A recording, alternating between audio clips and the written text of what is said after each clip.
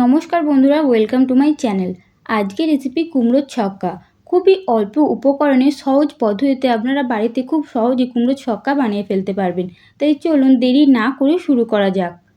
কুমড়োর ছক্কা বানানোর জন্য কুমড়ো ঠিক এইভাবেই কেটে নিতে হবে।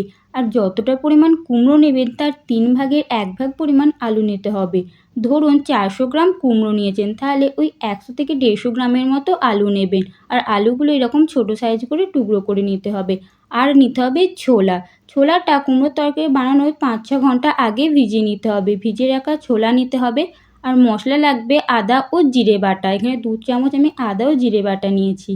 এবার তরকারিটা তৈরি করব। তার জন্য গ্যাসের চুলায় কড়া বসিয়ে হাই ফ্লেমে কড়া খুব ভালো করে গরম করে নিয়ে এর মধ্যে দিয়েছি কিছুটা সর্ষের তেল। সর্ষের তেল ঠিক এইভাবে কড়ার মধ্যে চাড়িয়ে দিতে হবে। তারপর ফোড়ন হিসাবে দিতে হবে 5 ফোড়ন, একটা শুকনো লঙ্কা ও একটা তেজপাতা। এবার এগুলো খুব ভালো করে ভেজে নিতে হবে। খুব সুন্দর একটা ভাজা গন্ধ বেরিয়ে এলে এর মধ্যে দিয়ে দিতে হবে আলু। আলুটা এবার 2-3 মিনিটের মতো একটু নেড়ে চেড়ে নেবো। আর গ্যাসের ফ্লেম মিডিয়াম টু হাইয়ে রাখতে হবে। আলুগুলো যেন পুড়ে না যায় সেই দিকে লক্ষ্য রাখতে হবে। কিছুক্ষণ খুব ভালো করে আলু নেড়ে চেড়ে নিয়ে এর মধ্যে দিয়ে দেবো ছোলা।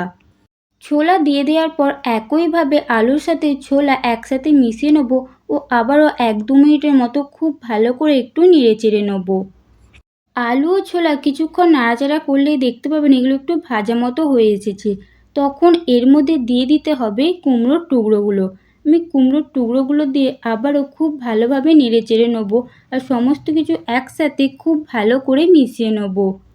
কুমড়ো কড়াইতে দেওয়ার পর অবশ্যই গ্যাসের ফ্লেম মিডিয়ামে করে দিতে হবে। মিডিয়াম ফ্লেমে কিছুক্ষণ খুব ভালো করে নাড়াচাড়া করে নেওয়ার পর এর মধ্যে দেবো গুঁড়ো মশলা।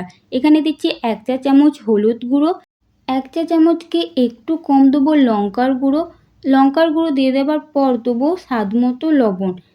এইবার এই সমস্ত গুঁড়ো মশলা সবজির সাথে খুব ভালো করে মিশিয়ে নেব। গ্যাসের ফ্লেম মিডিয়ামে রেখে গুঁড়ো মশলা সবজির সাথে খুব ভালো করে কষিয়ে নিতে হবে। কিছুক্ষণ কষিয়ে নিলে দেখতে পাবে যে গুঁড়ো মশলা সবজির সাথে খুব ভালোভাবে মিশে গেছে। গুঁড়ো মশলা কষিয়ে নেওয়া হয়ে গেলে এইবার এর মধ্যে দিয়ে দেবো আদা ও জিরের পেস্ট। এইবার এই আদা ও জিরে বাটার পেস্ট সবজির সাথে খুব ভালো করে মিশিয়ে দিতে হবে ও খুব ভালো করে কিছুটা সময় নিয়ে কষিয়ে নিতে হবে। দেখুন আমি ঠিক কীভাবে এটা কষিয়ে নিচ্ছি, ঠিক এই একইভাবে এটা কষিয়ে নিতে হবে। কিছুক্ষণ মিশিয়ে নেওয়ার পর এটার মধ্যে থেকে যে আদার কাঁচা গন্ধ সেটা চলে যাবে। তখন এটার মধ্যে অল্প একটু পরিমাণ জল দিয়ে এটা আবারও খুব ভালো করে নেড়ে চেড়ে নিয়ে আমি ঢাকনা চাপা দিয়ে দেবো। গ্যাসের ফ্লেম কিন্তু মিডিয়ামেই আছে। মিডিয়াম ফ্লেমে 30 সেকেন্ডের মতো ঢাকনা চাপা দিয়ে দেবো। 30 সেকেন্ড পর ঢাকনা খুলে আবারও খুব ভালো করে একটু ঢাকনা খুলে খুব ভালো করে নেড়ে চেড়ে দিতে হবে। আর লক্ষ্য করতে হবে যে সবজির মধ্যে জলভাব আছে কিনা। যদি জলভাব থাকে তাহলে আবারও 30 সেকেন্ডের মতো ঢাকনা চাপা দিয়ে দিতে হবে। জল ভাব ছিল তাই আমি ঢাকনা চাপা দিয়ে দিয়েছিলাম। 30 সেকেন্ড পর ঢাকনা খুলে নেড়ে চেড়ে নিচ্ছি। এর মধ্যে আর কোনো জলভাব নেই। সবজির মধ্যে কোনো রকম জলভাব নেই, তার মানে মশলা আমার খুব সুন্দরভাবে কষিয়ে নেওয়া হয়ে গেছে। এইবার এর মধ্যে আমি জল দেবো সবজি সেদ্ধ হওয়ার জন্য। জল খুব বেশি নয়, অল্প পরিমাণে জল দিতে হবে। ঠিক এই রকম জল দিতে হবে যাতে সবজিগুলো হালকা একটু ডোবে। তারপর গ্যাসের ফ্লেম হাই করে এটা আমি ঢাকনা চাপা দিয়ে দেবো সবজিগুলো সেদ্ধ হওয়ার জন্য। এইবার এটার মধ্যে ফুট আসার অপেক্ষা করব। ফুটে এলে কিছুক্ষণ খুব ভালো করে ফুটিয়ে নেব। তারপর ঢাকনা খুলে সবজিগুলো একটু নেড়ে চেড়ে নেবো, একটু ওপর নিচ করে নেবো যাতে সবজিগুলো খুব ভালোভাবে সেদ্ধ হয়। খুব ভালো করে নেড়ে চেড়ে নিয়ে আবারও ঢাকনা চাপা দিয়ে দেবো। ঢাকনা চাপা দিয়ে আবারও খুব ভালো করে ফুটিয়ে নেব।